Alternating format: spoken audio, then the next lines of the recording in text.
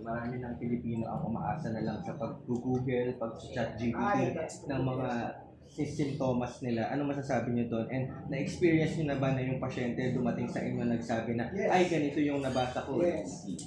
Yeah, actually, maganda yun kasi complementary naman. Ang madadagdag ko lang doon, ano yun, puro theoretical, pero syempre iba yung experience ng doktor. Iba yung sometimes, iba yung theory tsaka yung clinical ay iba rin. Kaya ngayon, paminsan yung sa ano natin, messenger yung mga nagpapakonsult sa akin. So, yung mga labs, pero maganda kami kasi pag physical exam ka, iba eh. Paminsan, nag-uubo ka, tapos pagka sabi lang, magaan lang, pero pag magpa-consult ka sa'yo, pag in-auscultate mo, meron na crackers ang tinatawag, may tawag doon, may sound kang marinig. So, hindi lang siya basta-basta na ano na ubo. So, ano na pala, bronchitis, so pneumonia. So, sa akin, okay yun, parang complementary, but you cannot totally rely on it. Iba yung clinical eye pa rin.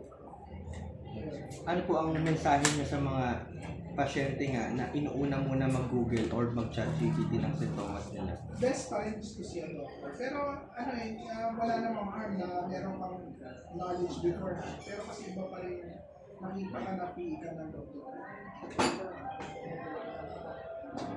Mahal daw